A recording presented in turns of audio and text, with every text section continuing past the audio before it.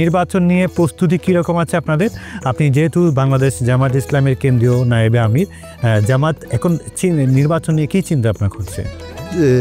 আমরা আশা করি বর্তমান সরকারের অধীনে দেশে একটি অবাধ, সুষ্ঠু, নিরপেক্ষ, অংশগ্রহণমূলক নির্বাচন অনুষ্ঠিত হবে।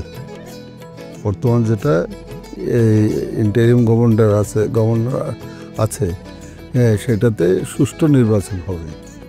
জনগণের কাঙ্ক্ষিত সেই নির্বাচনে জনগণের ভোটাধিকার প্রতিষ্ঠার জন্য আমরা নির্বাচনে অংশগ্রহণ করার প্রস্তুতি নিচ্ছি। আপনারা তো জানেন যে বাংলাদেশ জামাত ইসলামী নির্বাচনমুখী দল।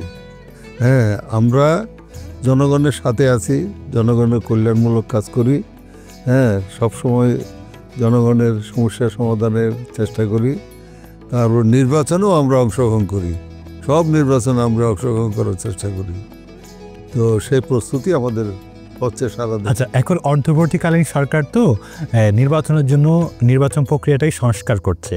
আপনার কি মনে হয় যে পথে তারা হাঁটছে অন্তর্বর্তীকালীন সরকার, নির্বাচন সুষ্ঠু, নিরপেক্ষ বা আসলে গ্রহণযোগ্য একটা নির্বাচন হবে, উপহার দিতে পারবে তারা? আমরা বিশ্বাস করি যে এবারে নির্বাচন অবশ্যই অবাধ, সুষ্ঠু ও নিরপেক্ষ হবে।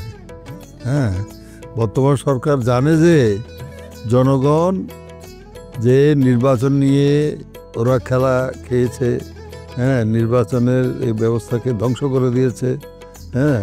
তারপরে দিনে নিয়ে এয়ারপোর্ট রাতে করে ফেলা, দামি নির্বাচন দেওয়া,